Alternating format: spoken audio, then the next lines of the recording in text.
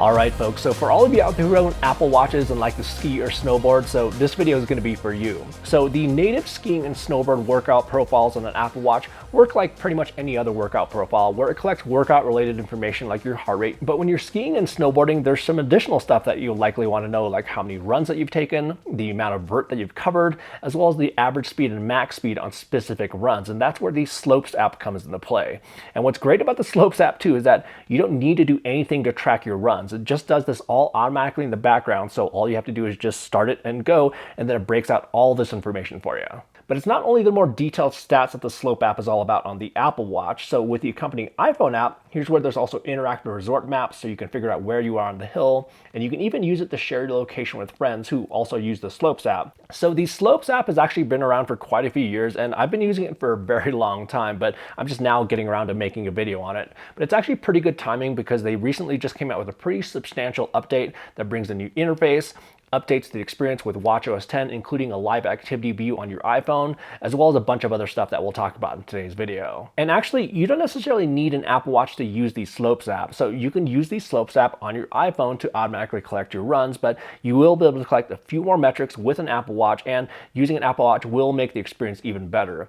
And they also do have an Android app of the Slopes app, but this video is really more about the Apple Watch and iPhone experience. So you'll start the Slopes app just like any other Apple Watch app by just tapping on the app, and then from here you have some options for different kinds of snow sports that you can record, like skiing, snowboarding, there's backcountry skiing, sit skiing, snow biking, splitboarding, as well as a bunch more. And then on the bottom here, here's an option where you can toggle on or off sharing your location with Slopes app friends. And then there's also settings where you can change from imperial to metric, change smart reminders. There's an option here to notify you when nearby friends start riding. You can choose a default resort for a watch face complication. There's also an auto lock setting for the display when you're riding, as well as an auto pause setting. Okay, so let's go ahead and see how this actually all works when you're riding. So you see at the top of the screen here that there's a GPS indicator, and as soon as that's all green and ready to go, just go ahead and tap on whatever activity that you want to do. So let's just go ahead and tap on skiing. So this main data page shows the total amount of vert that you've covered in green. The second one down is your total distance. Next up is your maximum speed. Next up is your heart rate. And then at the bottom is the total time that you've been riding. And then what you can do during your activity is that you can use the digital crown to rotate through all these different metrics. So if we scroll down, here's where we can see more details like the amount of vert covered on your last run, as well as the current altitude. Next, we can see the distance on your last run. Next, we can see your overall average speed as well as the max speed of your last run. Next, we can see more details in your heart rate. And I know that doesn't show any heart rate right there, but I'm going to loop back to that here in just one second. And then at the bottom, and I think this is a pretty cool interface, is that it breaks out your downhill time versus your uphill time, including how many runs that you've taken. Anyhow, if we swipe to the right, here's where we can see another page to see any friends who may be riding nearby. If we swipe over again, here's your music controls.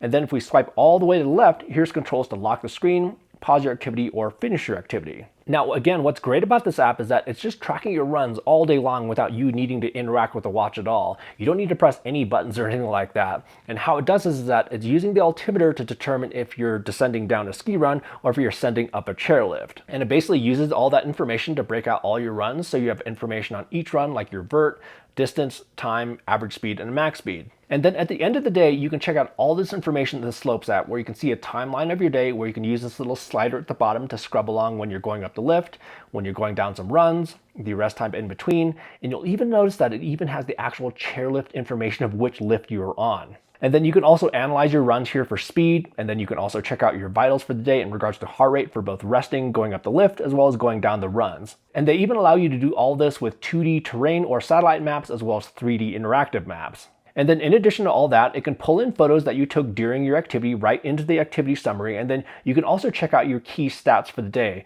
And then it also can keep a log of your PRs, like your top speed and tallest run. It seriously is a very impressive app in regards to how much information it displays, as well as how it displays it. And then of course, all this information also can get synced over to Strava directly from the Slopes app. And then for all you Apple Watch Ultra and Ultra 2 owners out there, you can also use the Slopes app in conjunction with the Action button. So here's where you can assign the Action button to either launch the Slopes app, and then you can start your session from there, or you can make it so the Action button can just immediately start recording with whatever activity profile you choose. And that does make it very convenient if, let's say, you already have your gloves on and you can't tap on the screen. Now, going back to some of the more recent updates, so first off, they have that new interface that we just saw a second ago where you can actually use the digital crown to scroll through all those stats on one main data page. But the Slopes app also now has a live activity view on your iPhone, so you can see your total vert that you've covered, as well as your total distance when your iPhone is locked. And you can also customize the live activity view to display different stats if you'd like. And then there's also Smart Stack support, so you can access the Slopes app directly from the Smart Stack. And then there's even more stuff, like there's now a trip planner where you can set up trips in advance where you can invite friends. And there's actually even more new features than that, and I'll have a link down in the description below where you can check out all the details. Okay, so now I actually wanted to loop back to those data pages where there wasn't any heart rate showing. So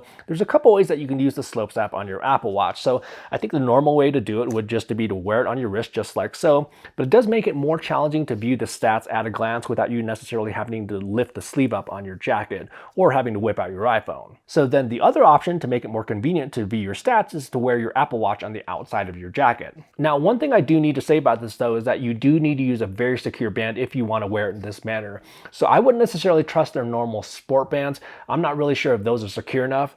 So I've been using the Trail Loop, and that seems to be good, but I think the most secure option is realistically going to be their Ocean Band. Anyhow, bands aside, if you're wearing your Apple Watch on the outside of your jacket, it won't be able to collect heart rate using the built-in optical heart rate sensor, so that's where you'll need to use an external heart rate monitor. But at the moment, something seems to be a little bit funky using external heart rate monitors with the Slopes app. So on that ride that we saw earlier, I made sure to pair up an external heart rate monitor before heading out, and then noticed heart rate wasn't being displayed, and then checked to make sure that the sensor was paired, and it was, and the wrist sensor was off, which is what happens when you have an external sensor paired up. And what's more interesting is that if we take a look at the Slopes app, the Fitness app, as well as the HealthFit app, which exports data from Apple Health, there's heart rate data there, which looks to be correct. And it would be kind of impossible for that data to be collected from the wrist sensor through a heavy jacket. Of course, I needed to do a little bit more testing. So here's me starting the Slopes app without using an external sensor. And as you can see, it's collecting heart rate from the wrist sensor.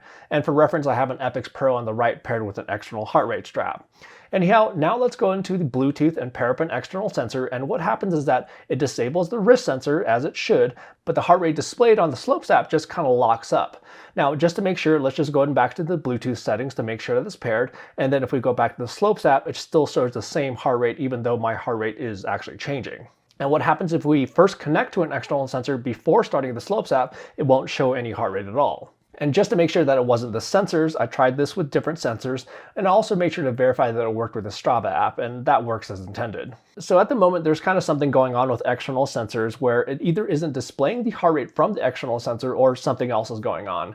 And they do have a few pages on their FAQ where they talk about some heart rate issues with Apple Health and also storing heart rate. So not sure if those are related, but considering other third-party apps support external heart rate sensors, I'm sure it has to be kind of an easy fix. So the Slopes app is free to download and use, where you can get high-level stats like your lift time, your run time, your top speed, as well as your total vert. But there's a bunch of features that you can get with Slopes Premium, like all those finer details like your run-by-run stats, the interactive 3D trail maps, more insights for Apple Watch users, and a bunch more stuff.